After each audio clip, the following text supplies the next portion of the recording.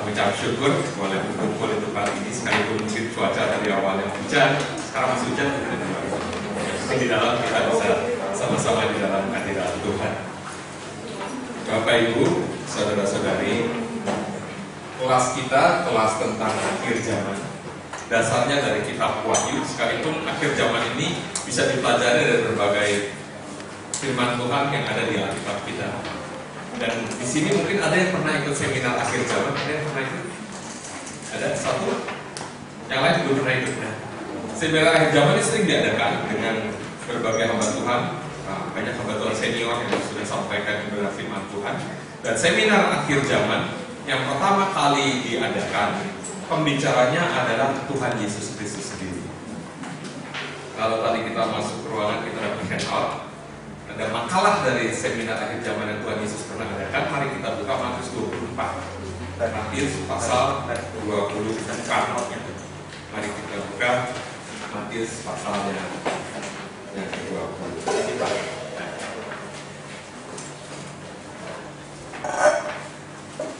Matius 24. Sudah dapat? Kalau lihat Matius 24 ada judul setiap perikop yang ukurannya umumnya sama, tapi ini ada yang cukup besar.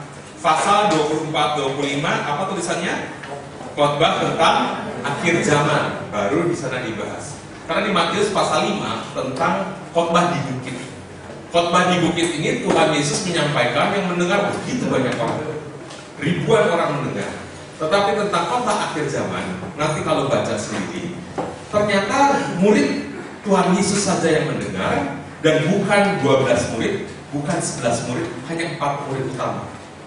Petrus, Andreas, Yakobus, Yohanes. Hanya sedikit yang hadir. Nah, jadi pertanyaan, mengapa hanya sedikit? Saya pertama kali ikut seminar akhir zaman tahun 95. Hamba Tuhan misionaris dari Korea, dari Yoido Full Gospel Church. Kemudian ketika saya mendengar itu, ada begitu satu rasa ingin tahu yang lebih. Mengapa hanya disampaikan kepada 4 murid? Nah, mulai 96 saya dikasih kesempatan untuk belajar, bukan hanya akhir zaman, termasuk awal zaman. Bagaimana Lucifer jatuh, bagaimana awal mulanya di surga, kenapa manusia diciptakan. Lalu seorang hamba Tuhan misionaris dari Korea. Sekarang beliau suami istri sudah di Amerika, tidak ada berdomisili di Indonesia. Saya punya kesempatan belajar selama 1000 hari, 3,5 tahun. Nama 1000 hari karena ada 2 malamnya, 2 malam 1000 hari. Jadi beberapa orang ditantang untuk ikut, dibahas di sana. Yang dibukakan akhir zaman, selain Tuhan Yesus Matius 24-25 ini, khususnya ayat 15, Tuhan Yesus pernah sampaikan, jadi apabila kamu melihat pembinasa keji berdiri di tempat kudus, menurut firman yang disampaikan oleh Nabi Daniel, para pembaca hendaklah memperhatikannya.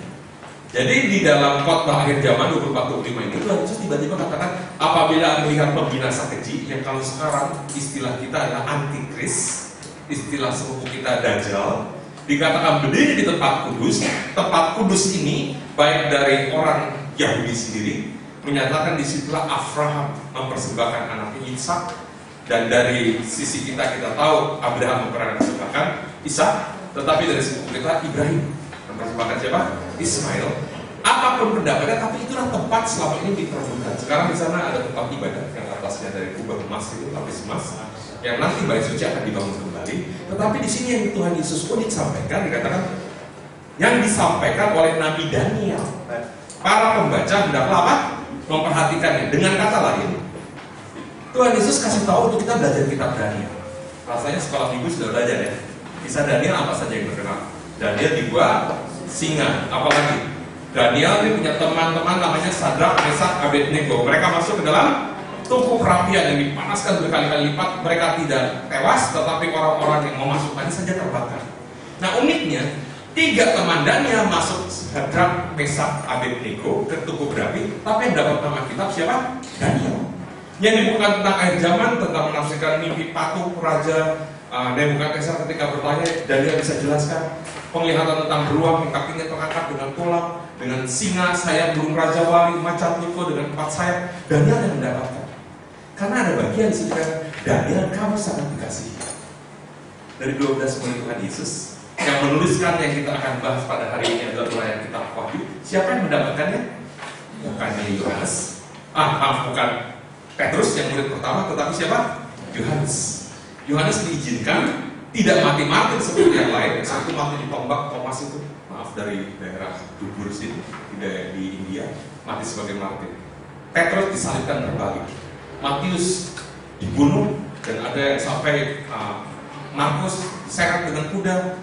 Banyak sekali yang mati martir. Yohanes dimasukkan ke minyak mendidih, tapi Tuhan izinkan Yohanes tidak tewas, dan yang terjadi dibuang ke Pulau Patmos, seperti Pulau Nusa Kambangannya kalau di Indonesia, tapi lebih lagi mengerikan di sana. Dan malam hari dia mendapat penglihatan untuk menuliskan apa yang kita bahas hari ini. Dan siapa murid yang dikasih oleh Tuhan Yesus dari 12 murid menurut Alkitab yang sering kita baca? Yohanes. Nah, Bapak Ibu sangat dikasih. Makanya ada tempat ini untuk kita sama-sama belajar apa yang sedang terjadi di zaman akhir ini. Ya.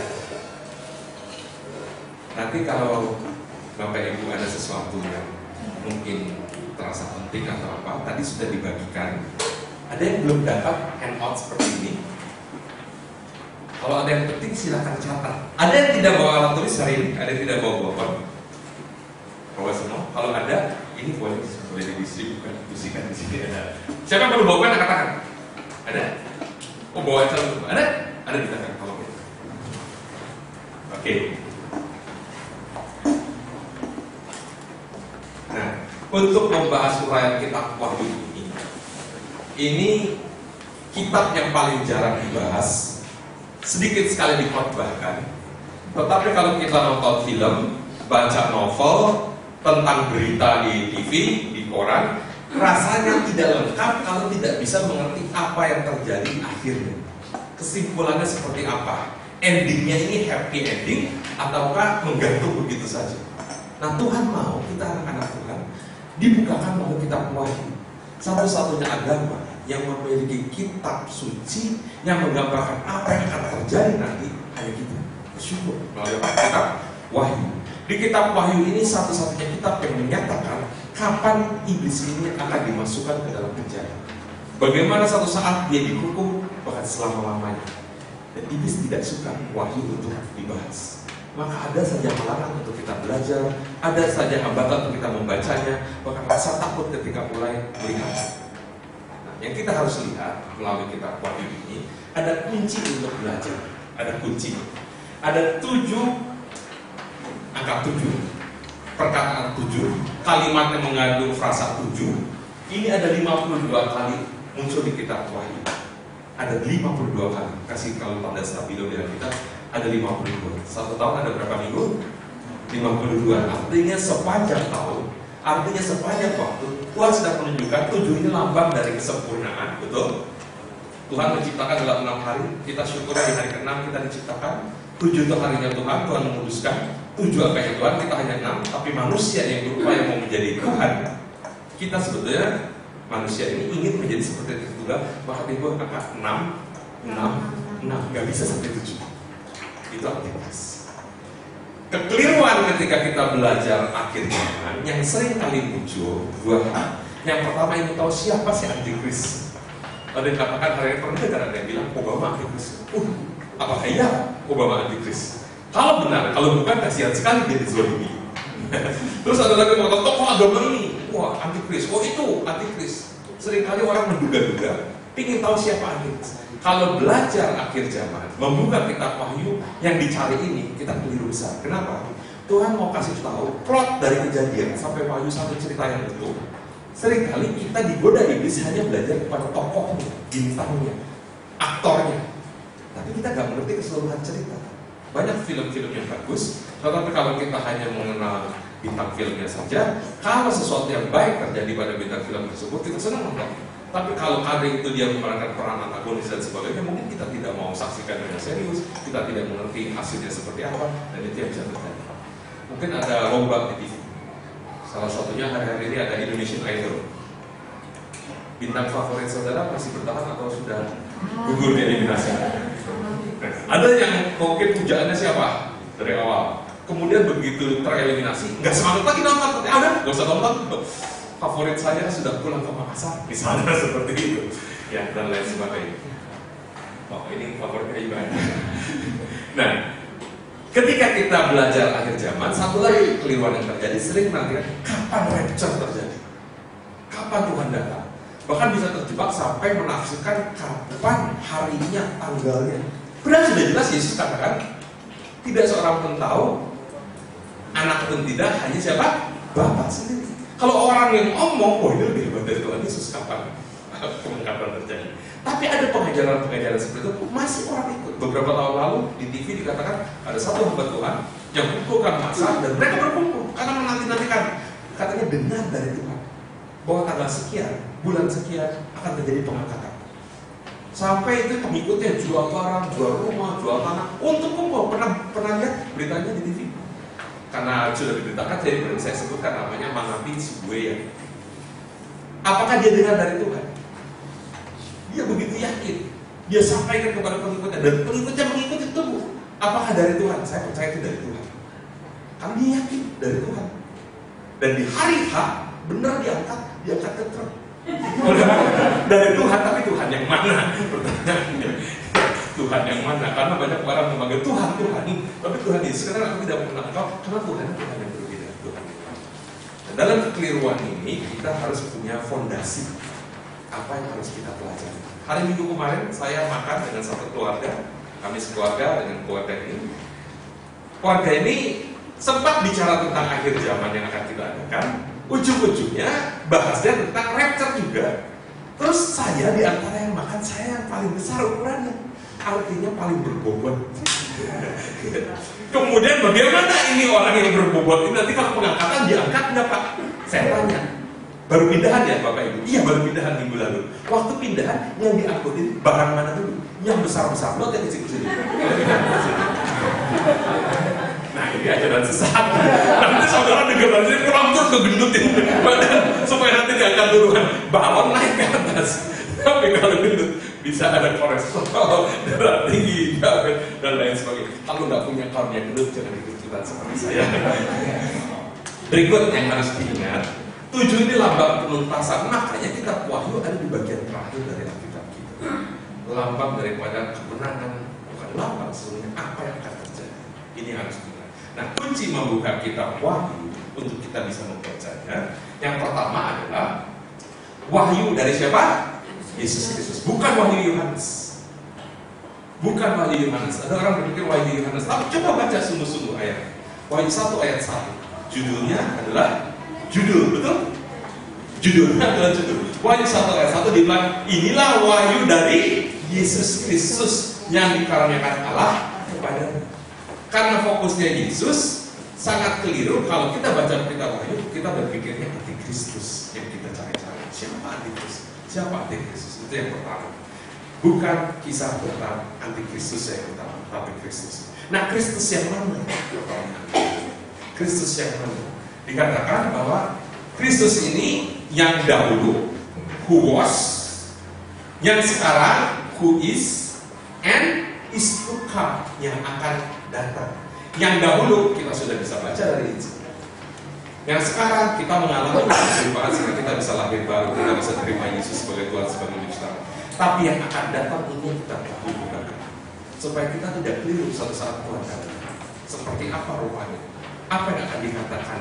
Apa kesukaannya? Apa yang kita mau kerjakan dalam kehidupan saudara? Amin. Di dalam Alkitab kita, kunci pertama membuka kitab Wahyu adalah wahyu dari Yesus Kristus yang apa? Yang akan datang. Wahyu 1 ayat 8 berkata, aku adalah awal dan akhir, aku adalah Alfa dan Omega, firman Tuhan Allah, yang ada dan yang sudah ada dan yang akan datang. Jadi bukan Tuhan dalam sejarah. Banyak orang tahu Yesus dulu lahir di Bethlehem. Yesus dulu mati di Yerusalem. Yesus dulu Pangeran Diponegoro perangnya tahun berapa? 1825, 1830. Baru hari ini saya tahu di Jogja ada museumnya. Ada museum di Diponegoro. Ada yang tahu? Ada? Ada yang belum tahu? Kalau yang belum tahu nanti bisa dikoordinir tapi saya mungkin harus siapkan kan? Saya nggak ikut. Tapi ada museumnya. Tapi saudara tidak akan pernah berjumpa lagi dengan sosok Diponegoro. Tetapi Yesus Kristus dia akan datang kembali. Kita akan berjumpa dengan dia. I am the Alpha and the Omega, says the Lord God, who is and who was and who is to come, the Almighty. Yesus yang sesungguhnya, Yesus yang akan datang, itu yang dibukakan dalam kitab Wahyu yang kita akan lihat beberapa sesi ke depan. Ya. Bapak Ibu, untuk membuka ini, kalau kita baca di dalam kitab Wahyu pasal 1 masih ayat 12 sampai 13, Yohanes mengatakan, lalu aku berpaling untuk melihat suara yang berbicara kepadaku, dan setelah aku berpaling, tampaklah kepadaku 7 kaki dia dari emas. Nah ini menorah. Pernah lihat tempat lilin? Minggu lalu saya pergi ke gedung Pamungkas. Ada garage sales. Garage sale ini jual-jual barang. Ada yang second, ada yang baru juga pernah unik. Saya tertarik satu tempat, ternyata jual menorah seperti ini. Dan yang unik setelah saya lihat ada tulisan Jerusalem. Dan ketika saya angkat balik, saya lihat ada harganya. Harganya puluhan dolar, dan kalau di kurs 100.000, cukup mahal. Saya tanya, karena masih bagus, saya pikir kok ini cacat. Ternyata waktu saya dorong, ternyata cuma lilin saja. Saya tanya sama yang jual, Mbak, ini mau dijual berapa? Oh, itu hanya hiasan saja Pak Jam. Ya, saya bilang, cuma ditaruh di situ. Tapi ketika saya lihat pernak-pernik lain, oh saya tahu yang jaga di situ, yang atau minimal yang sewa itu anak-anak tuh. Itu dikatakan 7 kaki dia, dan ayat 13, dan di tengah-tengah kaki dia itu ada seorang serupa anak manusia. Pernah baca ayat ini? 7 kaki dia. Mungkin sampai orang berpikir bahwa kaki dia berkeliling di tengah Tuhan Yesus, betul? 7 kaki dia, tapi sesungguhnya seperti ini 7 kaki dia. Dan di tengah-tengahnya, di mana? Di sini Yesus hadir.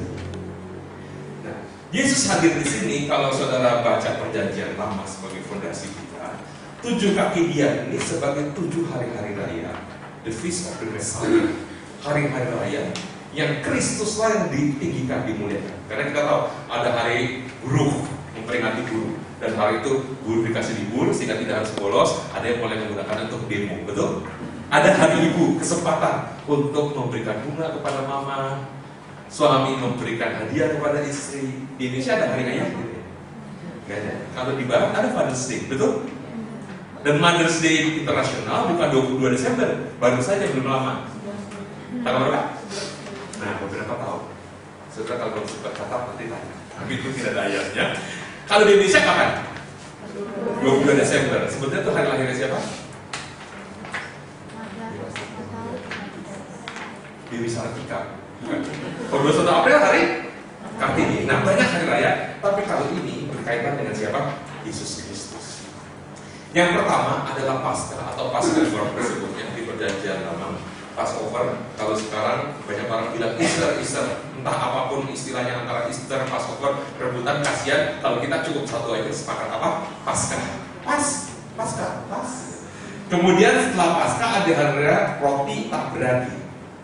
Kemudian hari raya berikut, hari raya buah bungaran atau hari raya first fruit, buah sulung. Berikutnya baru Pentakosta. Ini 7 kali 7 minggu, 49. Hari berikutnya Pentakosta. Kemudian ada hari raya peniupan sangkakala, Teshua. Kemudian hari raya pendamaian. Kemudian hari raya Pondok Daun akan sering disebut Feast of Tabernacle atau Sukkot. Nah, dari 7 hari raya ini, Paskah itu ketika orang Israel keluar dari tanah Mesir, dari perbudakan, mereka disuruh memperingati dengan menyembelih apa? Anak domba, di mana darahnya dipasang di ambang pintu. Dan sejak itu Tuhan tulis ya, kita jadikan di peringatan turun-temurun. Maka mereka merayakan Paskah jatuhnya hari apa? Senin, Selasa, Rabu, Kamis, Jumat, atau Sabtu atau Jumat. Itu sebabnya Yesus menggenapinya sebagai domba yang disembelih. Hari Kamis putih adakan perjamuan. Kalau menurut kita jatuhnya Kamis. Kalau hari-hari orang Israel baca kitab Kejadian, dimulai hari itu bukan dari pagi. Kalau mereka malam, day and night. Kalau kita siang malam, betul? Kalau literatur Inggris ambil basicnya dari Bible, so dibilang night and day. Jadi kalau di Israel, perhitungan hari dimulai dari jam 6 sore. Waktu Yesus mati di kayu salib, hari apa? Jumat. Dan ketika itulah waktu Yesus hari Jumat di kayu salib, mereka masih tergantung dengan 2 penjahat kiri kanan.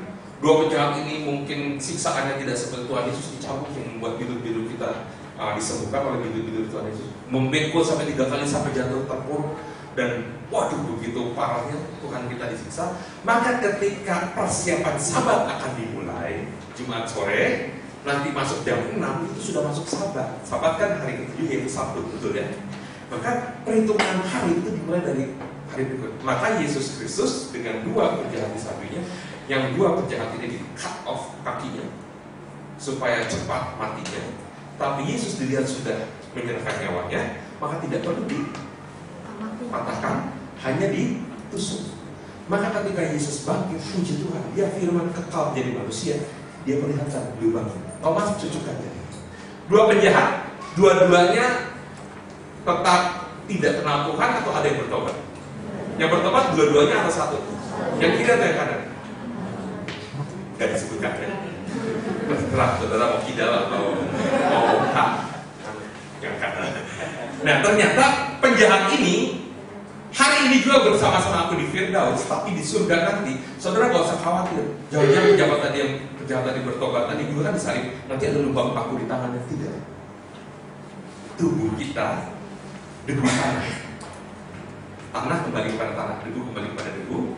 Nah roh kita diberi tubuh kebangkitan. Kalau Yesus firman yang adalah roh yang kekal, firman menjadi manusia, maka luka pada tubuhnya kekal. Nanti di surga tangannya tetap berlubang paku, rusuknya juga di sini ditusuk, masih ada tandanya. Satu-satunya buatan manusia dari surga bukan pesawat ulang-alik Challenger, bukan Apollo, bukan pikiran Jepara, tapi lubang di tangan Tuhan kita. Itu bikinan manusia dari surga, kekal. Nah syukur Yesus waktu persiapan Sabat kakinya tidak dipatahkan. 2 penjahat kakinya dipatahkan. Kalau Yesus kakinya dipatahkan, Thomas, kamu tidak percaya, cucukkanlah tanganmu, jarimu di tanganku. Terus Yesus gini, kekal kan? Tuhan itu luar biasa, saudara. Ini saja dia di sini. Nah, dari perhitungan ini, maka Yesus bikin perjamuan terlebih dahulu hari Kamis malam sudah termasuk di hari Paskah, perjamuan Paskah. Setelah itu, Yesus wafat hari Jumat, dimakamkan. Sabtu masih di dalam kubur jasadnya, tetapi di dalam roh dia pergi ke dunia orang mati. Hari Minggu, tepat setelah Paskah ini, perhitungan di Perjanjian Lama, di dalam Imamah, di dalam Bilangan, di dalam Ulangan, menyatakan hari raya ini roti tak beragi. Ini Yesus wafat, kemudian buah bungaran, first fruit, kebangkitan pertama dari orang mati, hari itu Yesus bangkit. Setelah itu menampakkan diri kepada murid-muridnya 40 hari lamanya. Dia bersama-sama para murid, kemudian naik terangkat ke surga. Kalau kita hitung di Perjanjian Lama, berapa lama jaraknya? Tepat hari Pentakosta murid-murid berkumpul di Kloteng Yerusalem. Maka Yesus katakan, Immanuel, aku beserta kalian, aku berdiam, dwell in you. Ini Pentakosta. Nah, hari raya peniupan Surnain belum terjadi. Hari raya pendamaian ini masih belum, karena Israel masih seteru Allah. Orang Yahudi mayoritas belum bisa menerima Yesus sebagai Mesaya, sebagai juru selamat mereka, belum diperdamaikan. Apalagi hari raya Paskah. Maka Yesus masih ada di sini. Maka dikatakan 7 kaki dia, Yesus ada di tengah-tengah. Imamat 23 tahun itu kalau mau buka, sekilas saja, nanti baca sendiri di rumah. Nanti ada terusannya di Ulangan dan lain sebagainya. Imamat 23 judulnya apa Bapak Ibu? Hari-hari raya. Ya. Hari-hari raya. Ayat 4, inilah hari-hari raya yang ditentukan Tuhan. Hari-hari raya pertemuan kudus yang harus kamu maklumkan masing-masing pada waktunya yang tetap. Ayat 5, dalam bulan yang pertama pada tanggal 14 bulan itu pada waktu senja ada Paskah bagi Tuhan. Ini Paskah. Ya. Saya rasa nggak mungkin kita baca keseluruhan dari Alkitab kita ini, tetapi ada beberapa ayat 15. Kemudian kamu harus menghitung mulai dari hari sesudah Sabat itu, yaitu waktu kamu membawa berkas persembahan unjukan, harus ada genap 7 minggu, sampai pada hari sesudah Sabat yang ke-7 kamu harus hitung 50 hari. Lalu kamu harus mempersembahkan korban sajian yang baru kepada Tuhan. Ini yang Pentakostaannya. Iya, unjukan, buah bungaran, roti tak beragi. Kemudian ada lagi di bagian Alkitab kita peniupan sakakala, pendamaian, itu pasal 37, pasal 39. Nanti baca, akan menjadi lebih jelas setelah kita akan lihat dari fondasinya di kitab Wahyu. Ini hari-hari raya.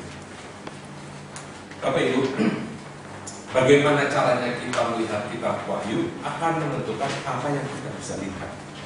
Maksudnya begini, kalau kita belajar kitab Wahyu kembali tadi cuma hanya ingin tahu kapan Tuhan datang kedua kali, siapa sosok antikris dan sebagainya, fokus kita itu lebih bisa kepada ini perkembangan ada chip, ada apa lagi tentang Four Blood Moons. Ini ada satu buku. Saya bersyukur saya pernah belajar ini sehingga waktu baca ini menjadi jelas. Contoh di dalam buku ini ada yang disebut sebagai Passover, kemudian ada Tabernacle. Passover itu apa? Paskah. Tabernacle apa? Hari yang terakhir tadi, hari raya Podok Daun. Apa yang terjadi?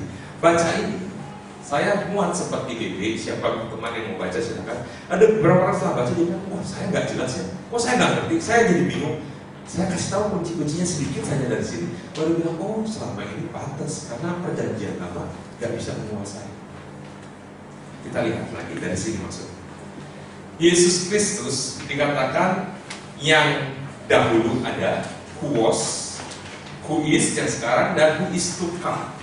Pribadi Yesus Kristus dalam perjanjian baru, Yohanes mencatatnya di dalam kitab Injil, Matius mencatatnya, Markus mencatatnya, Lukas mencatatnya sebagai yang pernah lahir di Bethlehem, yang menjejakkan kakinya berkeliling di daerah Galilea, yang sekeliling Danau Genesaret, dia melayani. Itu semua kalau mau kisahnya pengen tahu, yang filmnya Son of God, baca Injil Matius, Markus, Lukas, Yohanes. Ini Yesus yang pernah hadir.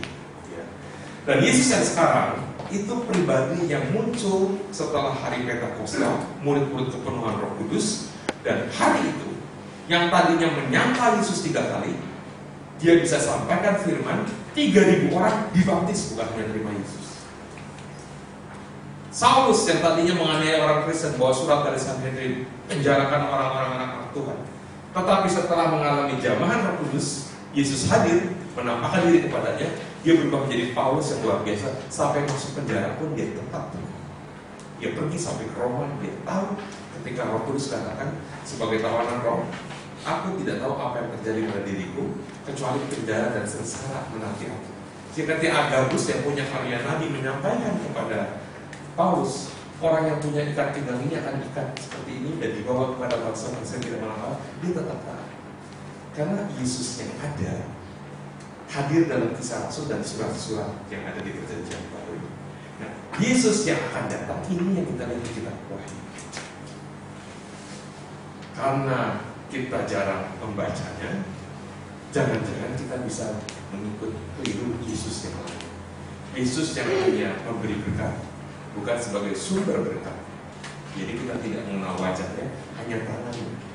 Yesus yang dianggap cuma yang hanya mencukir balikan meja-meja pedagang merpati, menggunakan cambuk sehingga dipikir Tuhan kita Tuhan yang kejam, Tuhan yang serang, Tuhan yang menakutkan. Tetapi Tuhan mau mengatakan syukurnya ada perkataan dicatat di dalam Injil. Di dalam Injil Yohanes yang dicatat Yohanes murid yang juga dibuang di Pulau Patmos, tapi perkataannya perkataan Yohanes Pembaptis. Jadi Yohanes yang berbeda.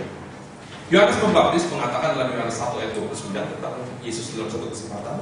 Kemudian di kesempatan kedua dicatat lagi dia menyatakan tentang Yesus dalam Yohanes 1 ayat 34. Dan sekali lagi dia menyatakan siapa Yesus di dalam Yohanes 3 ayat 29. Ketiga-tiganya pernyataan dari satu pribadi yang sama, Yohanes Pembaptis, yang tugasnya untuk menyatakan siapa Yesus kepada orang Israel.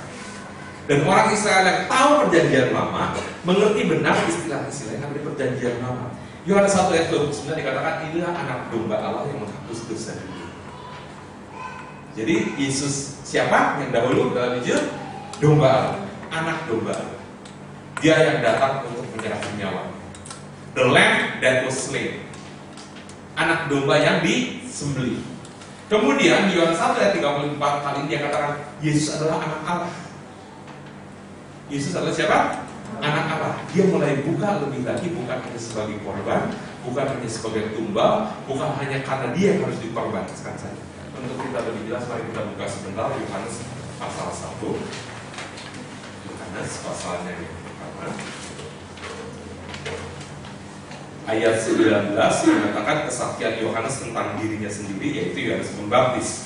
Di ayat 29 Pada keesokan harinya Yohanes melihat Yesus datang kepadanya dan ia berkata, lihatlah anak domba Allah yang menghapus dosa dunia. Ini yang dia sampaikan. Tetapi kemudian setelah Yesus Kristus diperkenalkan sebagai anak domba Allah, Yesus dibaptis. Setelah Yesus dibaptis, terdengar suara dari surga, inilah anak yang kukasihi, kepadanya aku berkenan. Ada tanda seperti burung merpati. Kali ini menyatakan Yesus siapa? Anak Allah. Maka di ayat 34, dan aku telah melihatnya dan memberi kesaksian, ia inilah, tidak lagi disebut anak domba Allah. Kemudian bukan diganti menjadi anak biri-biri Allah. Biri-biri sama-sama domba ya. Tapi kali ini dibilang ini adalah anak Allah. Jadi momennya berbeda. Dan sekarang satu lagi Yohanes 3 ayat 29 dikatakan, siapa Kristus mempelai. Yohanes 3 ayat 29, yang punya mempelai perempuan ialah mempelai laki-laki. Tetapi sahabat mempelai laki-laki yang berdiri dekat dia dan yang mendengarkannya sangat bersukacita mendengar suara mempelai laki-laki itulah sukacitaku. Siapa Yohanes? Sahabat mempelai laki-laki. Siapa saudara dan saya? Mempelai perempuan milik dari mempelai pria. Siapa dia? Adalah Yesus Kristus yang akan datang. Jadi Yesus dalam Injil adalah anak domba Allah. Yesus yang ada dalam Kisah Rasul dan surat-surat Perjanjian Baru adalah anak Allah yang hadir melalui gerejanya, yang sampai sekarang dia terus bekerja di tengah-tengah saudara dan saya, di tengah-tengah dunia ini. Tetapi yang akan datang dicatat di kitab Alkitab, dia mempelai yang akan menjemput setiap calon.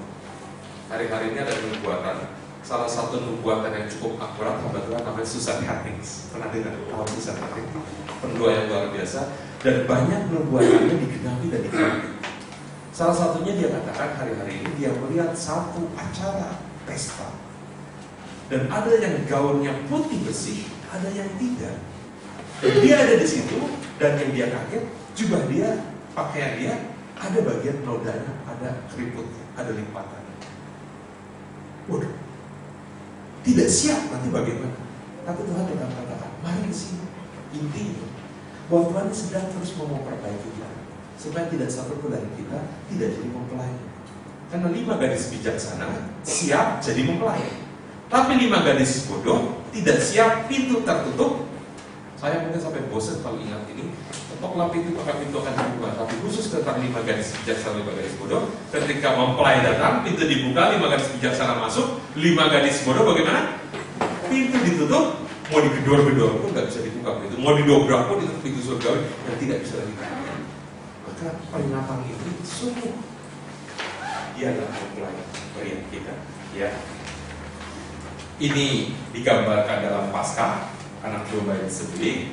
Ketika dia datang di tengah-tengah umat yang melalui Roh Kudus disebut Pentakosta. Maka tadi tunjukkan Gideon diawali dengan Passover, kemudian ada Pentecost, dan nanti adalah The Feast of Tabernacle, pesta mempelai, yaitu Pondok Darah. Landasan Perjanjian Lama mengatakan bahwa umat Tuhan harus menghadap 3 kali dalam setahun. Ayatnya ada semua, Ulangan 16 ayat 16 dikatakan harus menghadap 3 kali. Keluaran 34 ayat 23 menyatakan hal yang sama, harus menghadap Tuhan 3 kali. Keluaran 23 ayat 17, saudara nggak usah catat lagi karena sudah ada yang dibagikan. Saudara, nanti lihat saja di rumah, sungguh nyata. Kapan 3 kali ini bertemu? Paskah, Pentakosta, Pondok Darah. Paskah sudah digenapi? Sudah. Apa kita sudah mengalami bahwa dosa kita ditanggungan dengan anak domba yang disembelih? Amin. Pentakosta, apa kita sudah diberi Roh Kudus? Ya. Apakah kita 100% ikut pimpinan Roh? Apa cuma 80% yang kita ikuti? 80%, bahkan mungkin keinginan daging kita. Bagian doa, tidur lagi. Siang bersiang mulai ada tugas, kan sempat doa, apalagi baca firman. Kepenuhan Roh Kudus itu bukan 80%, bukan 90%, tapi berapa? 99, Tuhan mau dipenuhi semuanya. Dan yang kita belum alami ini adalah yang Pondok Darah. Dan ini sungguh yang 2 sudah Tuhan kerjakan, 1 lagi pun dia pasti akan kerjakan. Bapak Ibu, masih kunci yang pertama, Yesus yang akan datang ini kembali. Tadi ada 7 hari raya, Passover, Unleavened Bread, boleh tak berulangi, First Fruit, Pentecost. Di sini The Feast of Trumpets, trumpets ini sangkakala. Kemudian disebut juga Serunai di perjanjian kita terjemahan lama. Hari raya pendamaian. Kemudian hari raya Pondok Daun. Yesus sekarang masih di sini dan sedang melangkah menuju hari raya yang dinanti-nantikan.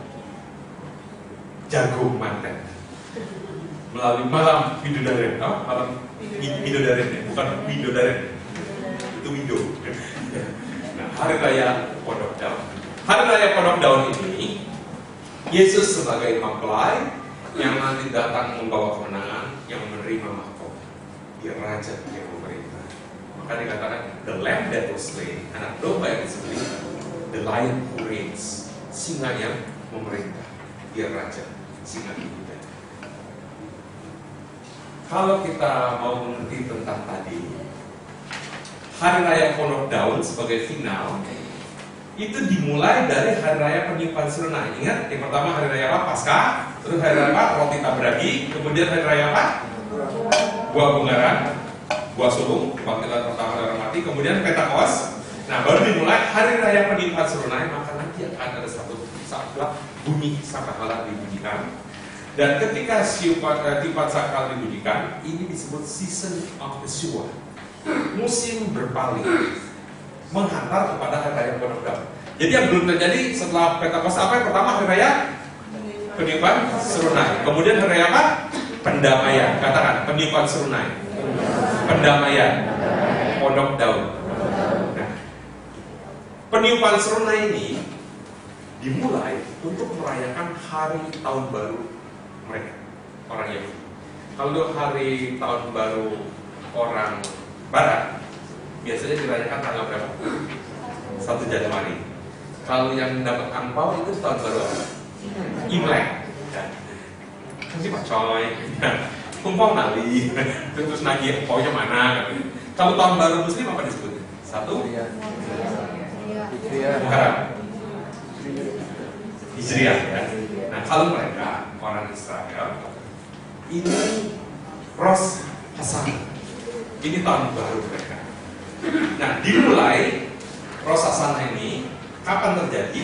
Terlebih dahulu dimulai dengan hari raya penyimpan Serunai. 30 hari sebelum Rosh Hashanah itu sangkakala mulai dibunyikan. Jadi begitu trompet dibunyikan, begitu sangkakala dibunyikan hari pertama, besok bunyi lagi hari kedua, lusa bunyi lagi hari ketiga, sampai 30, hari ke-30 itu baru dirayakan sebagai hari tahun baru, Rosh Hashanah. Jadi sebelum tahun baru Rosh Hashanah terjadi peniupan setiap hari selama berapa hari? 30 hari. Disebut season of Yeshua karena orang setelah tiup terus berbalik. Saudara kalau baca di perjanjian lama itu menjadi jelas. Tetapi ini saya kasih gambaran saja yang dilakukan, tiup lagi berbalik, tiup lagi berbalik. Nah, perjanjian lama ini menjadi landasan. Kita waktu kita baca kitab Wahyu dikatakan Wahyu 1 ayat 10, Yohanes berkata ayat 10, pada hari Tuhan aku dikuasai oleh Roh dan aku mendengar dari belakangku suatu suara nyaring seperti bunyi sangkakala. Ya nggak asing. Oh, ini mulainya. Kitab Wahyu ini akan lebih nanti setelah Pentakos hari raya. Kemudian ayat 12, lalu aku akan berpaling untuk melihat suara berbicara kepadamu. Kalau kita nggak ngerti alasan ini, kita cuma bayangin kalau kita bikin syuting film, kita jadi sutradaranya Yohanes bermain, kemudian Yohanes lagi diam, bunyinya dari belakang, jadi dia lihat, oh di situ. Tapi kalau kita tahu dari dasar perjanjian lamanya, itu dibunyikan, siap setelah bunyi berbalik. Karena mau meninggalkan tahun yang sudah berlalu, menuju kepada kemenangan disebut tahun Yobel. Maka ketika dia lakukan, orang-orang yang ini berapa hari melakukan? 30 hari. Setelah itu Rosh Hashanah. Rosh Hashanah. Oh, namanya bagus, tapi saya punya nama, kasih nama itu. Nah, perhatikan di Wahyu 8 ayat 1. Dan ketika anak domba itu membuka meterai yang ke-7, maka sunyi senyaplah di sorga kira-kira setengah jam. Apa yang terjadi?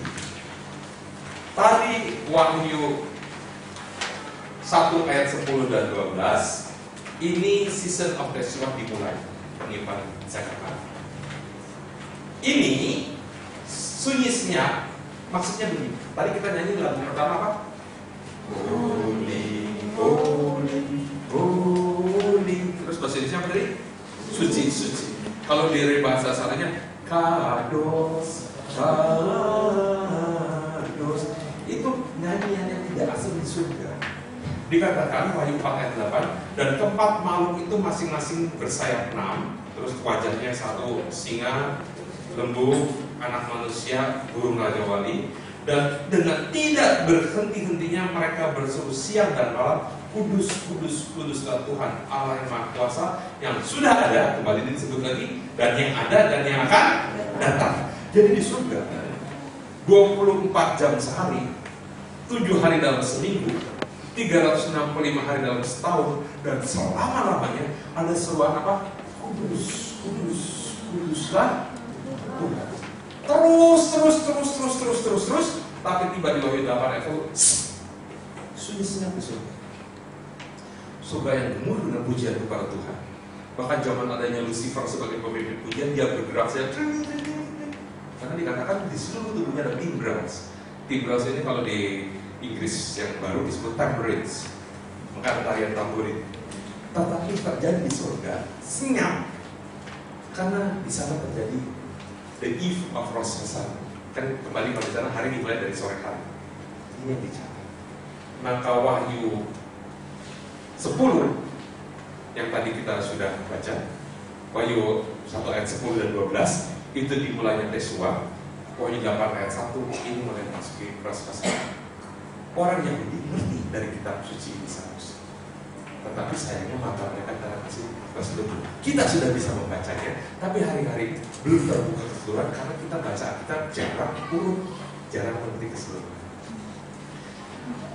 Bapak Ibu, Wahyu 12 ayat 10 dikatakan, dan aku mendengar suara yang nyaring di surga berkata, sekarang telah tiba keselamatan dan kuasa dan pemerintahan Allah kita dan kuasa Dia yang diurapinya, karena telah dilemparkan ke bawah pendakwa saudara-saudara kita yang mendakwa mereka siang dan malam di hadapan Allah kita, dan mereka mengalahkan Dia oleh darah anak domba dan oleh perkataan kesaksian mereka, karena mereka tidak mengasihi nyawa mereka sampai ke dalam maut. Saking bagusnya ayat ini ada lagunya, betul? Bahkan sering mengutip, ayo bersaksi karena iblis dikatakan oleh apa? Oleh darah Kristus dan oleh kesaksian kita. Sebetulnya ini ayat ini untuk orang Yahudi, untuk bangsa Yahudi, di mana mereka kembali diingatkan ada hari raya Serunai, peniupan sangkakala, yang mengawali dari untuk masuknya Rosh Hashanah yang tadi Wahyu pasal 8. Kemudian setelah itu hari raya pendamaian, katakan pendamaian. Israel ini menurut Roma pasal 11, menurut Zakaria, mereka ini menjadi setru Allah dan suatu saat harus didamaikan. Biji matanya Allah. Kalau saudara punya anak saya, anak sendiri, seperti Lukas 15, pergi meninggalkan, minta warisan terbiru, meninggalkan ayah, meninggalkan orang tua, meninggalkan ibu yang melahirkan. Betapa sakitnya anak seperti Maria Tunggal yang karena tidak kenal Kristus, jadi apa? Batu. Tetapi sesungguhnya Israel seperti itu tidak pulang-pulang. Bapak yang begitu mengasihi anak-anak gelandangan ini itu bukan suri ini benar-benar. Misalnya contoh, kita lah saudara dan saya anak-anak gelandangan, di momen kita dikasih di saya, tapi Bapak masih ingat saya punya anak yang saya kasih yang perlu pendamaian. Ini dia Israel di hari raya pendamaian. Mereka sudah merdeka, tetapi bait suci tinggal Wailing Wall sisi barat. Mereka sedang menanti-nantikan pendamaian yang selama ini mereka tidak mau terima melalui anak domba. Yang mereka hanya terima singa kuda yang memerintah, yang jaya, yang hebat. Masa yang lahir di kandang binatang, masa yang mati begitu saja di sini. Mereka begitu. Tapi suatu saat ada waktu hari raya pendamaian. Jadi pondok daun ini finalnya nanti disebut Sukkot, kaki dia yang ke-7. Itulah sukacita yang terbesar ketika Yesus datang sudah memfiniskan baik orang-orang Gentiles, yaitu kita bangsa Yahudi diselamatkan, maupun umat pilihannya sendiri diperdamaikan, menerima Yesus sebagai anak domba, sebagai anak Allah, sebagai mempelai pria. Jadi inilah Yesus yang kita nanti-nantikan. Itu bagian pertama. Yang kedua, dari 7 hal yang harus diingat, pembaca mula-mula yang menerima kitab Wahyu ini siapa? dikatakan tuliskanlah kepada Yohanes 7 jemaat di mana? Efesus, Pergamus, Smyrna, Tiatira, semua yang saudara bisa baca di Alkitab. Kitab Wahyu ini ditulis tahun 96 Masehi ketika Yohanes dibuang di Pulau Patmos. Berapa pasal Bapak Ibu? 22. Wah, jarang orang tahu kitab Wahyu, kita semua 22 pasal. Ada berapa ayat dalam kitab Wahyu Bapak Ibu? 404. Berapa? 404. 404, betul. Luar biasa ya. Istimewa nih klasik.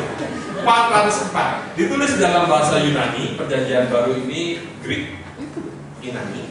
Tetapi ini, bukan ini yang disebut Wahyu, tetapi 285 ayat dalam kitab Wahyu, kutipan dari Perjanjian Lama yang selama ini orang Israel, bangsa Yahudi dipilihkan Allah. Maka disebut kitab Wahyu atau Revelation atau Apokaliptik atau penyingkapan. 285 ayat yang tidak dimengerti dibuka. Pembaca mula-mula, mereka orang yang hidup di zaman sana, mengerti tentang hari-hari raya. Oh, setelah hari raya Penyembahan Tunai, itu apa yang terjadi? Harus ada 1 bulan untuk prosesan. Kita nggak ngerti. Sana siapa itu yang jualan nasi bungkus dan sebagainya, kita nggak jelas. Ada hari raya pendamaian, nggak ngerti. Kita tahu apa hari Kartini, wah hari buruh libur tuh. Tahun lalu belum pernah libur. Oh sih, abang di Indonesia kan banyak libur. Ada 4 agama libur. Ada apa? Saya tuh kerja di bagian ekspor impor. Terus ada yang kirim barang, Pak kapan? Nggak dia nggak pakai, tapi saya terjemahkan. Kapan kita harus kirim fax? Zaman itu masih pakai fax, bahkan masih pakai telex. Karena kita tiap kali kirim libur. Di Indonesia banyak bener libur. Dan saya prihatin anak-anak sekolah sih, asik libur. Dia nggak ngerti bapak ibunya bayar harganya sama, gak ada diskon kan? Nah, pembaca penerima kitab Wahyu mula-mula hanya yang terima Perjanjian Lama. Karena Perjanjian Baru belum seperti terima seperti kita sekarang ini. Karena masih tahun 96 Masehi, 200 tahun kemudian baru Alkitab dikanonkan, dikumpulkan menjadi seperti yang kita terima Perjanjian Lama, Perjanjian Baru. Maka yang mereka ngerti hanya yang di Perjanjian Lama, tapi yang di kitab Wahyu ini 70%-nya adalah rahasia-rahasia di Perjanjian Lama yang mau dibuka pada bangsa Yahudi. Yang ketiga, penulis kitab ini siapa yang menuliskannya? Yohanes. Siapa Yohanes? Rasul, bukan yang pembaptis, betul Rasul. Pada tahu semua ya?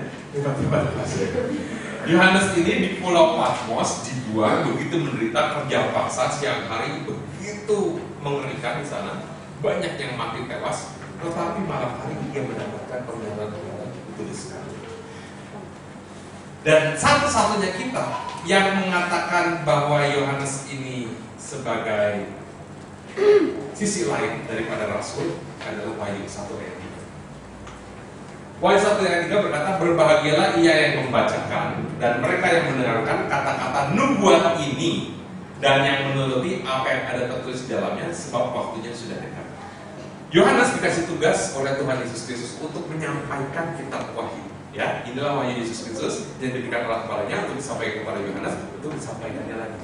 Dan isinya tentang apa? Nubuat. Isinya tentang nubuat. Artinya gini, untuk membuka kitab Wahyu, kita harus sadar Yohanes ini rasul. Tapi ketika rasul disuruh menyampaikan nubuatan, berarti dia sedang apa?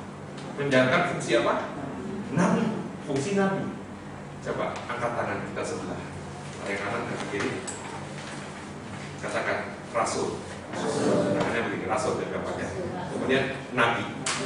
Nabi ini menunjukkan sesuatu, menyatakan kesalahan dan lain sebagainya. Rasul ini yang membuka jalan sekejap jempol. Terus kemudian yang paling panjang dari kita umumnya apa? Penginjil. Yang paling terkenal, sering di TV, pergi KKR apa? Penginjil. Kemudian setelah itu apa? Gembala. Setelah gembala apa? Guru atau pengajar. Beberapa Alkitab Inggris saya baca, kalau menuliskan 5 jabatan ini, rasul, nabi, penginjil, gembala, pengajar. Gembala pengajar dikasih strip. Dikasih stripnya artinya menjadi satu kesatuan. Gembala pengajar, pastor teacher. Pastor teacher itu tugasnya menggembalakan jemaat, mengarahkan, jangan lakukan ini, lakukan itu, bukan dengan bonus. Kalau kamu lakukan, wah, ditransfer uang sekian. Kalau nggak lakukan, kena penalti, bayar 5.000. Apa? Datang terlambat kepada 5.000 dan lain sebagainya. Bukan seperti itu. Tetapi dikasih tahu oleh firman Tuhan, diajar. Sehingga setelah orang mengerti, melakukannya tidak dengan terpaksa, karena tahu, oh ini menyenangkan hati Tuhan, oh ini merugikan hidup saya, seperti itu. Nah, selama ini kitab Wahyu terus-menerus dibuka oleh para teacher dari sudut pandang gembala pengajar. Maka kitab Wahyu yang selama ini dibaca dari sudut pandang gembala pengajar, tidak heran untuk diarahkan, ayo hidup sungguh-sungguh. Maka kalau kamu nanti tidak, soal-soal kamu ditinggal. Maka jadi orang dari kapan kerja? Saya tertinggal kan? Itu yang fokus. Dan sekali lagi, nanti kalau tertinggal akan ada siapa? Genderuwo. Antikris. Terus mulai ditafsirkan, antikris siapa? Sudah muncul belum?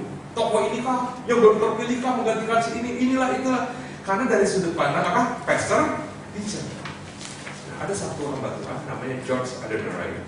Kalau Bapak Ibu ikut kelas ini sampai akhir dan mau dapat PowerPoint-nya, boleh copy gratis. Karena saya ikut tahun 96 sampai 2000, 3,5 tahun dengan hamba Tuhan dari Korea. Masih zaman belum PowerPoint. Kemudian ada satu hamba Tuhan dari satu organisasi yang namanya Teach His Word. Teach itu ajar, His huruf besar H-nya, His dia lagi-lagi, Word berarti ajarkan firman-Nya, firman Tuhan Yesus. Saya dapat modulnya tahun 2003 ketika Dennis saya lahir. Satu lagi saya dapat tahun 2005. Jadi dua kesempatan saya ke Singapura saya mendapatkan ini. Dan saya dapat modul ini dalam bentuk PowerPoint yang sudah ada suaranya yang bisa didengar. Maka sebelum acara saya masih dengar. Jadi saya dapat pokoknya, saya dapat maksud. Tadi malam saya mimpi, saya sampaikan ke saudara. Saudara bukan, saya dapatkan. Nah, George Adenoray ini membuka dari sudut pandang prophetic apostolik. Dan kitab Wahyu ini bersifat profetik. Dan penyampaiannya harus dengan otoritas apostolik. Ini dibukakan George Adenoray ini dari satu hamba Tuhan senior, sangat senior, namanya Gordon Fee. George Adenoray ke satu sekolah teologi waktu di Filipina. Gordon Fee mengajar. Sekarang Gordon Fee tidak lagi di Filipina, tapi sekarang di Kanada sudah sangat-sangat sepuh. Tapi pakarnya untuk melihat eksegese dari kitab Wahyu, dari sudut teologi, dari sudut hermeneutik, ini diakui luar biasa dan dibuka dari sudut rasul dan nabi. Makanya nanti kita pelajari selama pertemuan ini. Kalau mungkin baru 1-2 orang yang ikut training seminar kerjaan, tapi kalau sudah pernah lihat, nanti kita akan diperkaya dari bukan hanya pastor teacher, tapi dari prophetic apostle. Terus tanya, kapan dari sudut sisi evangelis? Kalau evangelis tidak lagi, suruh pertobatan langsung, gak usah keseluruhan kita mau.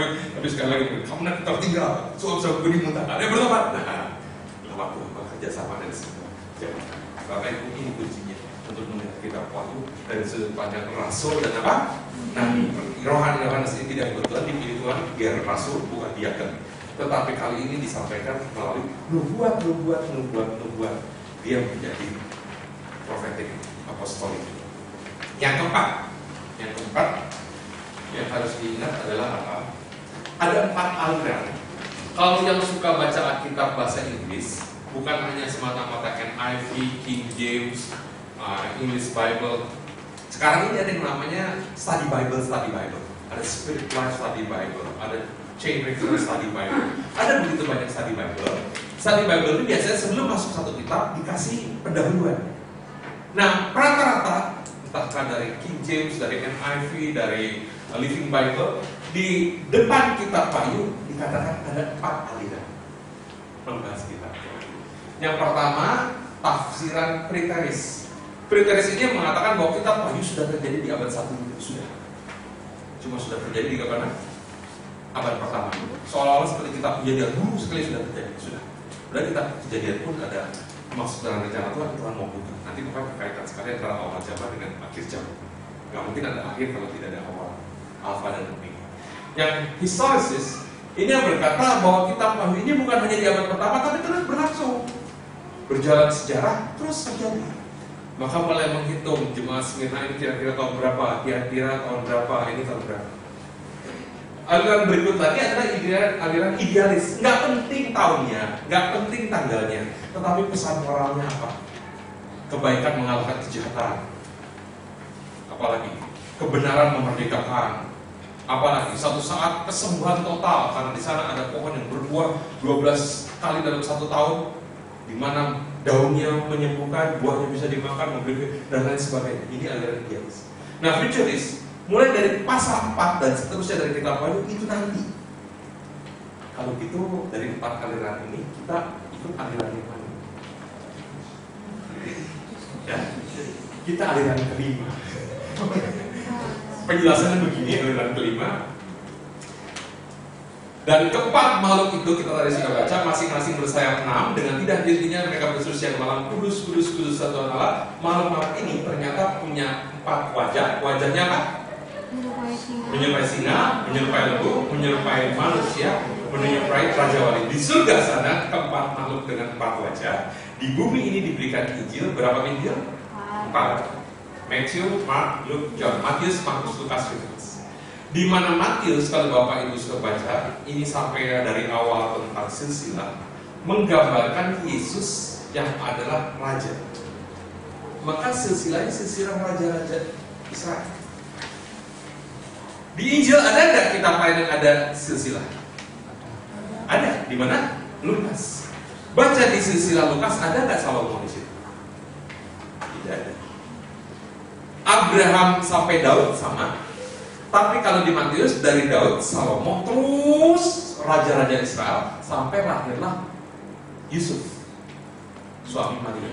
Kalau Lukas, Abraham sampai Daud, tapi cara penulisannya ke atas supaya kita jelas. Nanti orang pikir kok berbeda silsilahnya, ini salah atau tanggal kan?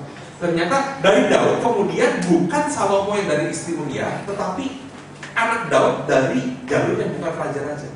Sampai ketemu, kata orang berpikir silsilah ini jangan-jangan silsilah Yusuf, tapi sebenarnya silsilah siapa? Maria. Maka sungguh tepatlah Yesus itu keturunan Abraham dari keluarga Daud. Jadi Daud dari satu istri melahirkan Salomo, dari satu istri melahirkan saudara baca silsilahnya. Maka silsilah yang kerajaan ada di Matius. Maka Matius ini menggambarkan Yesus sebagai siapa? Raja. Tapi Markus menunjukkan Yesus sebagai lembu, hamba, seorang hamba. Baca simpel, Markus ini kitab yang paling singkat, paling pendek. Kalau cerita soal tokoh terkenal, selebritis, ceritanya bisa panjang lebar. Gosip di sini dibahas, di sana TV situ mensyorotinya, di sini cerita lagi apa. Tapi kalau cuma pemain figuran, kisahnya singkat aja. Itu pun cuma lewat segitu aja. Nah, di sini sebagai hamba, maka begitu singkat saja. Tetapi tetap ini melengkapi. Nah, Lukas menyatakan menyerupai manusia, Yesus sebagai anak manusia. Tetapi Yohanes menggambarkan sebagai Raja Wali, anak Allah. Maka Yesus adalah Raja, hamba, anak manusia, anak Allah. Pertanyaan, Injil mana yang paling tepat menggambarkan siapa Yesus? Kalau saudara bilang Matius, saudara keliru. Kalau saudara Markus, saudara tidak tepat. Tapi kalau katakan Lukas, podo wae. Kalau Yohanes, itu pun tidak lengkap. Yang benar tepat yang menggambarkan ini yang utuh. Itu sebabnya kita melihat bukan siapa yang benar atau siapa yang salah, kita melihat sebagai satu kesatuan. Maka disebut aliran kelima adalah aliran yang mau melihat ini sebagai kesatuan yang utuh. Itu sebabnya kalau belajar dari sini perdebatan muncul. Pengangkatannya sesudah penganiayaan atau sebelum penganiayaan, betul? Pertanyaannya seperti itu. Dan masih ada pertanyaan-pertanyaan lain yang bisa jadi debat karena nggak membahas dari landasan perjanjian lamanya. Kitab Daniel memberikan gambarannya. Tuhan Yesus sampaikannya tandanya apa? Ini yang mau kita lihat keseluruhan. Makanya tidak heran pertemuan kita tidak bisa selesai dalam satu kali. Yang kelima, jenis tulisan. Jenis tulisannya kalau di Alkitab ada jenisnya puisi. Ada yang jenisnya seperti kisah. Kalau saudara yang suka dulunya film silat atau buku-bukunya Kopiko, itu begitu ketemu Alkitab dianjurkan baca dulu 1 Samuel, 2 Samuel, bacalah 1 Raja-Raja, 2 Raja-Raja Tawarik. Oh, bacanya Saul, kemudian Daud dengan berperang segala macam. Tapi kalau yang suka rayu-rayuan, bacanya apa? Kidung Agung. Ya. Suka nyembah Tuhan, Mazmur, katanya seperti itu. Tapi kalau itu Wahyu itu tulisannya, jenisnya bukan yang areanya puisi, bukan juga, tapi bahasanya bahasa apokaliptik. Apa itu? Bahasa penyingkapan.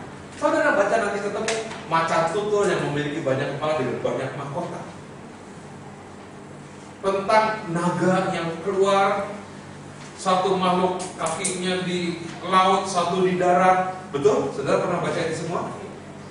Ini tidak heran ketika orang tidak bisa melihat dalam bahasa ini, kitab Daniel cuma taunya Daniel di gua Zina plus Sadrak Mesak Abednego masuk ke dalam tubuh perapian. Bagian yang lainnya itu baca kitab Daniel, pernah baca? Bingung, betul? Karena nggak bisa membahas ini seperti surat-surat para rasul. Contoh Roma itu satu persatu aja dibahas. Satu ayat kita masuk ke pasal berapa nih di depan bersama tiba kita, makanya bukan ayat demi ayat tapi sistematis. Apa yang gambaran seutuhnya yang Tuhan mengatakan buat kita. Kalau ini kita bisa mengerti, ini kitab yang sangat dahsyat buat melakukan iblis dan setan-setan. Ini yang sangat dahsyat. Dan iblis pasti nggak suka yang dibaca. Buktinya nanti kita lihat, yaitu ada berkat khusus sampai Tuhan kasih janji khusus bagi yang membaca kitab Wahyu. Gak ada satu pun kitab yang memberikan janji baca saja sudah diberkati. Dikatakan kitab Wahyu, kitab terakhir dalam perjanjian baru. Penyusunan kitab-kitab perjanjian baru ini bapak-bapak gereja zaman itu mengajarkan secara oral tradition dengan bercerita bertutur, kasih tahu, sampaikan, cerita lagi kepada cucunya, cucu. Jadi Matius, Markus, Lukas, Yohanes ceritakan, belum ditulis cerita, murid-murid kumpul, cerita lagi murid-murid kumpul, tambah murid cerita lagi. Yohanes punya murid salah satu namanya Polikarpus cerita lagi kepada murid yang lain, terus begitu. Tapi untuk mencegah kekeliruan, kurang akuratnya data, mulai dituliskan. Setelah dituliskan kitab-kitab ini, supaya gak berceceran harus dikumpulkan di bendel. Oh ya, di bendel ya, disatukan. Nah, pergumulan terjadi ketika kitab Wahyu ini masuk atau tidak di dalam kitab-kitab. Karena kita tadi tahu bahasanya saja apokaliptik, penulisannya fokusnya bisa keliru, seram. Dulu pun orang tahu hal-hal yang seram. Kalau dibilang jiwa-jiwa yang mati, darahnya karena ini dan lain sebagainya. Maka kita bayangin, masukkan. Oh, gak bisa keluarin lagi. Masukkan. Kayaknya gak keluarin lagi. Terus terjadi pergumulan apa kita menjadi bagian kitab suci atau tidak? Kalau kita lahir di zaman itu tambah bingung juga. Sekarang aja juga bingung. Baru tahun 397 bapak-bapak gereja berkonsili mengatakan Wahyu adalah bagian dari perjanjian baru, tidak terpisahkan. Kalau tidak jelas endingnya apa. Satu kitab terakhir dari Kopingho atau Doraemon yang tercecer bilang itu gak masalah. Tapi kalau ini firman Tuhan, itu jadi problem. Nah, kitab Wahyu ini di ayat 3 dikatakan berbahagialah ia yang membacakan dan mereka yang mendengarkan kata-kata nubuat ini dan yang menuruti apa yang tertulis dalam, sebab waktunya sudah dekat. Kenapa kita buat kelas ini? Ada janji berkat bagi siapa? Buat saya. Tapi jangan khawatir, ada berkat juga buat siapa? Yang mendengarkan. Alkitab Inggris tulisnya tidak berbahagia, tapi blessed, diberkati. Kalau Tuhan yang memberkati, sungguh Tuhan diberkati. Kalau Tuhan yang mengutuk, sungguh Tuhan mengutuk. Bahkan kita pun bisa kelepasan mengutuk hati-hati. Orang tua bilang, kamu bodoh, kamu malas, kamu bodoh. Ini anak pasti nggak akan jadi juara. Karena otoritas kita kuasa. Hidup mati dikuasai dia. Kitab Wahyu ini ada janji berkat supaya kita membacanya. Iblis tak mau jaga lagi, dia paling gak suka manusia diberkati. Maka kitab Wahyu juga perlu dicek. Kalau mau ikut, saya mau lihat juga sampai siapa yang nanti sampai garis finish sampai akhir kitab saya. Kalau ada halangan apa nggak usah khawatir sudah. Jangan sampai ada satu hal yang jauh lebih penting. Terus, wah kata Pak Alfon harus begini, enggak. Terurusan demi kita. Amin. Nah yang terakhir tujuan penulisan dari kitab ini. Poin 4 ayat 1 dikatakan, kemudian daripada itu aku melihat sesungguhnya sebuah pintu terbuka di surga dan suara yang dahulu yang telah aku dengar. Siapa yang mengatakan yang menuliskan ini? Yohanes. Siapa yang pernah dengar suara Yesus bersama-sama waktu dia jadi murid-murid dengan 12 temannya? Suara dahulu yang dia berimu dia nantikan yang terakhir dia lihat ketika naik ke atas surga. Sebelumnya dia saksikan ketika disalibkan di Golgota. Suara yang dahulu telah aku dengar berkata kepadaku seperti bunyi salib kala-kala, naiklah kemari dan aku akan menunjukkan kepadamu apa yang harus terjadi sesudah ini. Yesus sekarang ada di mana Bapak Ibu? Sebelah kanan Bapak. Di mana? Surga. Satu kesempatan yang sedang ayo naik untuk Tuhan tunjukkan apa yang harus terjadi sesudah ini tentang sesuatu yang akan. Makanya tujuan penulisan kitab ini, tujuan kita ikut kelas ini supaya kita tahu apa yang akan terjadi. Bukan menurut Mama Lemon. Saya tunggu waktu cetak brosur, ada satu buku Kartini lama membahas Mama Loren yang katanya ramalannya sangat tepat. Di situ dikatakan Jakarta akan diguncang gempa yang mengerikan, akan terjadi itu. Tapi itu saya bilang tahun berapa punya gitu, udah lama, 2009, 2007 berapa.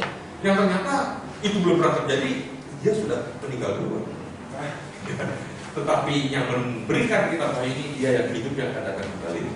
Yang berikut dikatakan, lalu ia berkata kepadaku, jangan menghantaikan, do not seal, jangan ditutup-tutupi perkataan-perkataan nubuat dari kitab ini, sebab waktunya sudah dekat. Berapa banyak dari Bapak Ibu Saudara-saudari yang percaya bahwa kedatangan Tuhan sudah selesai? Tanda-tanda itu nyata dari cuaca, dari gempa bumi, dari gunung-gunung yang begitu aktif, dari ancaman-ancaman yang akan perang hari-hari. Sulit dunia berdamai karena Tuhan katakan selalu akan ada perang, selalu akan terjadi kelaparan, gempa bumi di berbagai tempat, gelora-gelora laut yang begitu menakutkan, gelora Fir'aun ternyata tsunami setelah orang tertidur takutkan dengan tsunami. Bapak Ibu, ini supaya kita jelas kita mempelajari apa yang kita akan kerjakan, apa yang kita ketahui. Kitab Wahyu kalau kita buka, ini di awal pasal 1 introduction. Introduction itu apa? Pendahuluan. Ya. Nah diakhiri pasal berapa? 22 itu adalah invitation. Invitation itu apa? Undangan. Setelah kita ngerti, Tuhan undang kita jadi mempelai. Jadi ini sudah bukan undangan, ayo kamu datang makannya di sana. Nah, kami akan berbahagia apabila tanda kasih tidak berupa cindera mata atau tangan. Tapi invitation itu berkata begini, will you marry me? Itu yang punya aja. Nah, di antara pasal 1 sampai 22 itu adalah invasion. Apa itu invasion? Apa itu invasion? Pernah dengar Space Invaders? Zaman dulu ada video game Space Invaders. Invaders itu menyerang. Invasion ini artinya menguasai. Karena bumi ini sudah terjual ketika ada wajah dosa. Menjadi milik siapa? Bumi ini iblis. Maka ketika Yesus dicobai, ubah batu jadi roti. Tuhan jawab dengan firman, manusia tidak hidup dari roti saja, tapi dari firman yang keluar dari mulut Allah. Jatuhkan dirimu. Dia kutip, dia tahu firman Tuhan. Iblis tahu firman Tuhan. Karena ada tertulis, malaikat akan menatang kau. Tapi Yesus jawab dengan firman Tuhan lagi. Ada tertulis, jangan mencobai Tuhan Allahmu. Kali ini dia bilang, sembahlah aku akan berikan semua harta dunia, istana dan segala macam yang indah. Makanya kamu ngaku-ngaku itu bukan milik Tuhan Yesus. Tidak. Tuhan Yesus nggak menyangka itu, kata itu memang iblis itu menjadi bapak dari dunia ini, dia menguasai semuanya. Dan ini Yesus akan ambil kembali. Sehingga berbaktilah kepada saja, kepada Allah saja. Dia tidak pada diri. Nah inilah invasion. Tujuan dari kelas kita, saya berharap setiap saudara dan saya, kita ini punya satu kesepakatan. Alkitab memberikan visi bagi kita tentang pribadi Yesus, bukan lagi yang dulu, yang dari sekolah minggu kita sudah belajar, bukan yang sekarang, yang terus-menerus mungkin kita pengen alami, terus kita dijamah lagi, nangis lagi, datang lagi maju atau tapi terus bikin dosa lagi, naik turun, semangat lagi, nanti tawar lagi imannya. Tetapi dia yang akan datang. Dan untuk memperluas visi kita tentang Yesus yang akan datang ini, apa yang sedang dia buat hari-hari ini, dan apa yang akan dilakukan sebagai satu titik final nanti. Dan satu lagi yang ketiga, melibatkan saudara dan saya bersama-sama Yesus yang akan datang nanti ini, dan orang percaya untuk memberitakan Injil, mengajar mengubahkan dunia. Oke. Jadi kita bukan hanya jadi anak Tuhan yang egois, cuma yang berkata, Tuhan berkati saya, Tuhan ampuni saya tertuduh masa lalu saya, Tuhan berkati, pokoknya untuk saya. Nanti nama baptisnya selintah, untukku dan untukku. Ya karena ditulis kita bilang Lintah punya 2 anak kan, namanya siapa? Untukku dan untukku. Tetapi kita tahu apa yang kita kerjakan bersama-sama dia yang akan datang. Bapak Ibu, sekali lagi pasal 1 introduction, pasal 22 invitation, di tengahnya adalah invitation. Invitation apa? Yesus atas gereja, the church. Karena gereja kadang-kadang menyimpang. Gereja bukan lagi Tuhan yang ditinggikan, mungkin fokusnya hanya kepada satu tokoh, mungkin kepada penekanan satu bagian yang tidak berimbang dari firman Tuhan. Kemudian bukan hanya church, tapi churches, artinya gereja-gereja.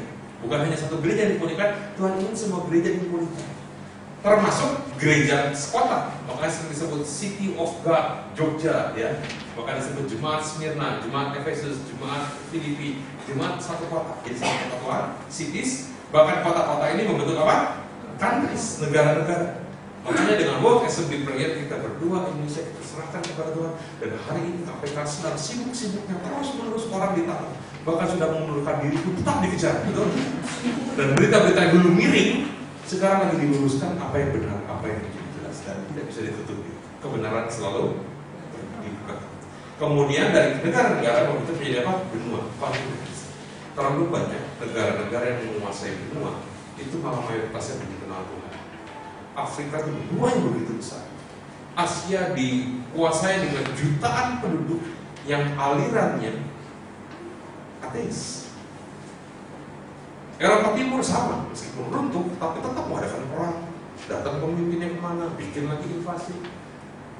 Selain kontinen sebagai benua, creation, seluruh ciptaan yang ada. Jadi bukan hanya manusia saja yang mementingkan itu ini, tapi semua Tuhan mau, bahkan kosmos, seluruh semesta ini, semua mau milik Kristus. Selama ini dianggap miliknya UFO. Iti kampung dia pulang ke tempat apa yang tidak pernah terjangkau. Karena kalau Yesus datang, akhirnya jadi iti juga dong gitu sama. Penguasaan apa? Tubuh Kristus, jemaat-jemaat, kota-kota, negara-negara, benua-benua, semua ciptaan yang ada alam semesta. Itulah sebabnya Yesus datang untuk berkuasa. Kitab Wahyu kitab yang sangat ditakuti oleh iblis dan setan. Iblis ini punya langkah lebih daripada kita. Dia ada duluan. Manusia diciptakan saja tidak bisa iblis diciptakan lagi. Dia sudah ada malaikat yang berontak, Lucifer. Dan kemudian dia tahu firman Tuhan. Yesus saja dicobai dengan firman sampai 3 kali. Nah kita kalau nggak ngerti apa-apa, kita nggak tahu di zaman apa sekarang mau terjadi. Musa, kenapa namanya Musa? Diselamatkan dari air. Kenapa Musa diselamatkan dari air? Waktu pergi ke kota, Pak, dia nakal, pergi sendiri main prosotan. Bukan, karena di zaman itu semua anak-anak dibunuh. Dan ibunya tidak tega, maka Musa ini ditaruh di sungai. Anak-anak ditewaskan semua, terjadi terobosan breakthrough. Bangsa yang diperbudak ini keluar, Exodus, maka disebut dari kitab Keluaran. Kenapa Yesus pergi ke Mesir? Itu loh, Yesus mau belajar supaya bisa jalan di atas air. Ternyata Mesir nggak ada guru, akhirnya pergi ke India belajar yoga. Ini ngawur sekali aja. Tapi Yesus sungguh pergi ke Mesir, kenapa? Karena waktu dia kecil, malaikat diutus kepada Yusuf dan dikasih tahu akan terjadi pembantaian lagi kembali anak-anak. Nah hari-hari ini pembantaiannya tidak secara fisik dibunuh, tapi fisik juga dilakukan lagi-lagi untuk perusakan sistematis. Kenapa Emon bikin lakukan kepada 100 orang lebih? Karena dia pernah dilakukan. Kenapa yang orang di JIS itu melakukan? Karena pernah dilakukan. Dan yang orang pernah dilakukan begitu, saya pengen tahu bagaimana rasanya kalau saya melakukan seperti itu. Dan muncullah spirit untuk bikin ketakutan. Dan hari-hari ini Indonesia muncul kisah di JIS, muncul di Riau, kakak beradik 3. Yang paling kecil pelakunya masih di bawah umur, 3-3 melakukan. Terjadi lagi di mana? Kakek umur 70 masih melakukan. Dan hari ini baru ada berita lagi sekolah di mana? Ada seperti apa? Sekolah apa ya? Ya? Nah, muncul lagi. Orang bilang, dulu juga mungkin ada tapi nggak diekspos. Ya, tapi sekarang kenapa dimunculkan? Kenapa tiba-tiba semua naik ke permukaan? Karena ini saatnya Indonesia yang dilakukan Indonesia. Jangan sampai waktu kita ketemu Tuhan belum katam. Mari kita katamkan sama-sama melalui kitab Wahyu ini. Amin, Bapak Ibu. Amin. Ada pertanyaan atau pernyataan? Kalau kan saya mau tanya. Pertanyaan pertama kan minggu depan tanggal 21. Betul ya? Hari Rabu. Hari Rabu berikutnya lagi tanggal 28 itu Hartipnas katanya. Betul. Karena tanggal 27 tanggal merah, tanggal 29 tanggal merah. Pertanyaan, mayoritas dari kita pergi keluar kota atau ada di Jogja? Siapa yang tanggal 28 mau ikut kelas? Jangan sampai nanti cuma saya aja ikut kelas. Siapa yang mau ikut kelas? Nah, ada kemungkinan ruangan ini sudah ada yang begini. Maka nanti tanggal 28 kita mungkin akan pakai di atas kemungkinan. Seperti nanti kalau minggu kami pakai di atas. Nah, di atas tuh maksudnya bukan di langit, lantai 2. Udah jadi bingung. Maksudnya di atas, maafnya kalau kurang jelas, lantai 2. Jadi kalau tanggal 28 semua sepakat, kita adakan di tanggal 28. Tapi kalau tanggal 28, oh saya keluar kota, oh saya nggak bisa, saya malu, gitu ya. Nah, kita kesepakatan seperti itu. Jadi setengah 7 cocok waktunya? Cocok? Apa mau rubah setengah 1? Setengah 7 aja ya. Oke, baik. Kita naikkan satu penyembahan kita kepada Tuhan sebelum